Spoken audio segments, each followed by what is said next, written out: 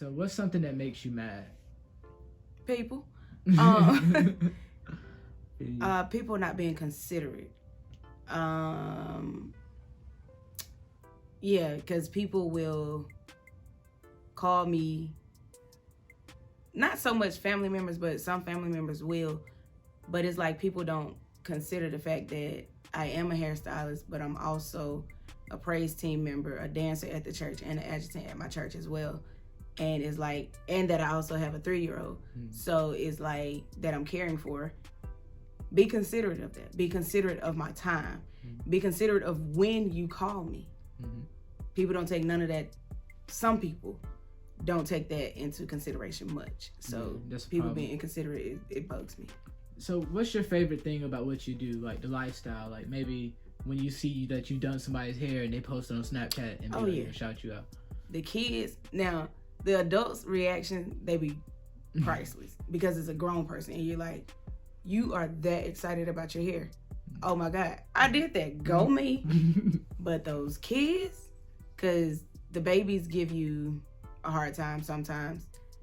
And especially the ones that give you a hard time. And then when they see their hair, once you're done, they have the biggest smile. Like, when I tell you, even if you was mad at them for like hurting your back in 4 different places, when you see them see their hair and they get to shaking them beads, oh, that's it right there. I'm like, baby, that was all worth it. They parents be apologizing. I'm like, they already said they were sorry because they just smile from ear to ear. And that is it. And they just keep saying, thank you, Miss Samantha. So are you a spiritual person? Yes, I'm very spiritual. I love my God. Thanks. I love my God on the day. Got you. Don't even gotta say nothing else. Drop the mic. You feel me? Like, drop the mic. They know about you. Praise team member, gospel singer, God fearing. She done. Hey, she already let y'all know. I shouldn't ask that question. I should have skipped that question. Listen. So, do people get a second chance with you? I don't have a chance system unless you're disrespectful. So if you disrespect me, then I got to make sure this doesn't sound arrogant. So my mind frame is, because I'm blessed and highly favored, I know that I can drop you and it's not going to hurt me. So when you come with disrespect, I will drop you and keep it going.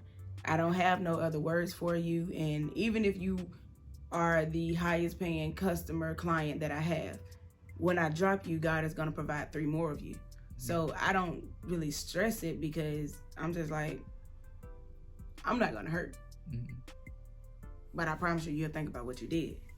True. But I will not allow you in my space again because this is a sacred place and my chair is a sacred place for my people. So I don't need that type of energy in my chair rubbing off on the next client that comes in. That's true. So yeah, you gotta, if that's what you're gonna do, you can go. First chance, go. So why would somebody not like you or what you do? Oh, it's a lot of people that doesn't like me.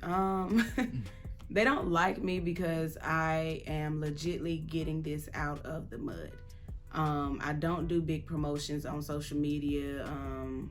I might post to say like, hey, I have availability because it's too many people to individually contact. Hey, not doing that. I'll make a general post. Hey, you guys, this is open, and I leave it alone. The people come on their own.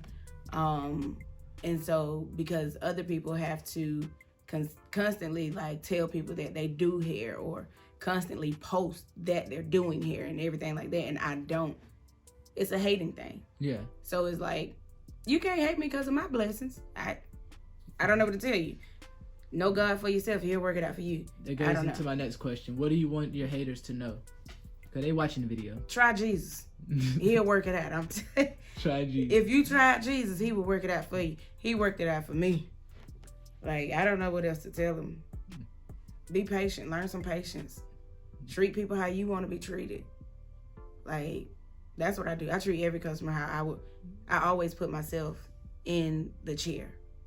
Like, now, if if this was you with all this thick hair, you wouldn't want nobody jaking your head or anything like that. Or if this was your child, you wouldn't want nobody pulling your child's hair or pulling that muffin cap back blue.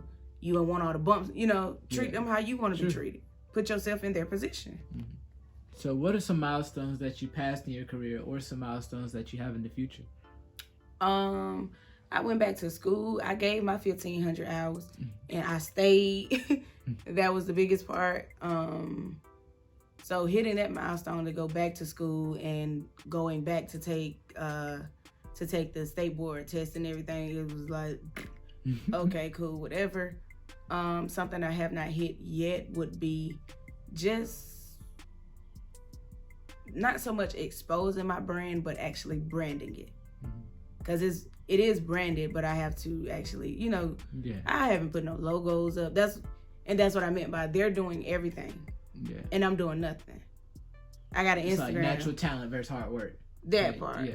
Like, I'm letting my work speak for itself. My clients, word of mouth is like my best form of promotion. And it's not from my mouth. So, final question. This question right here. This that question. This that question people don't want to hear. This that question. It's going to take you a second. So, how do you feel about racism in the world, and how can you change it? Oh, this is not hard for me because, listen, I am...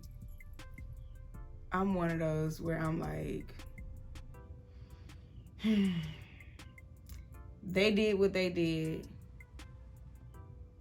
and everything like that back then. I'm going to do what I'm going to do now. I cannot change what they did, but I also, the same way that disrespect will not sit in my chair, you're not going to disrespect me or anything connected to me. So my change in it is standing my ground, is standing in my position and making sure that everybody connected to me knows who they are as a person and who, don't never let nobody belittle you. Yeah. What they said about you, baby, that's not true. So that's my help into the world. And that's like for me, because like racism, everybody can be racist. I have my own moments. Like, who doesn't? And that's just because of what's instilled in us. But I also take the time to learn more. Like, if something bothers me, then I'll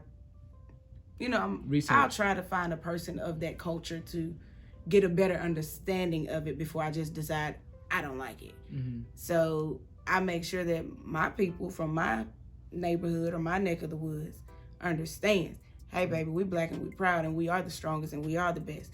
They are fearful of us, and do not let their fear scare you. Mm-hmm. That's true.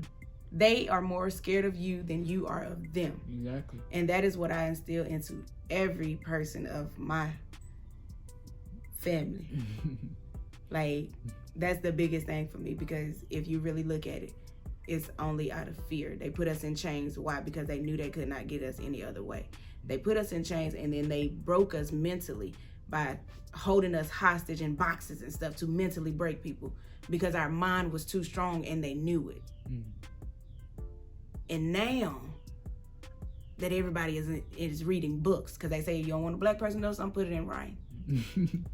Put it in writing. Put it in writing. But see, now we got these books out. We got these rappers. Some of them are talking good sense. Some of them talking crazy. So it's like now they're like, we got to find another way to shut them up, because the chains are breaking and they're broken. That's why the prisons are overpopulated now. That's true. So okay, we're gonna wrap it up now. I appreciate you coming on the show and talking with me. Hopefully you'll come back and do another interview. Is there anything you want to say to the viewers before we go? So, yeah, we starting out here. What year is it? 2021? 21. So, y'all remember that 2021, because what it is, D-Lo. D-Lo. All I know is he my brother, and I'm with him. Y'all stay with it, because this is just the first of many for him and for myself. Next time I sit in his chair, first of all, I'm going to have my own. Wait for that, because it's coming, because that's just how big he will be. Oh, God. Where I have my personal chair. Catch me at MampJ on Instagram. Is where you can find some of my work, because like I said, I don't promote too much. But y'all people be blessed. Find Jesus for yourself now. I'm telling you, he'll work it out.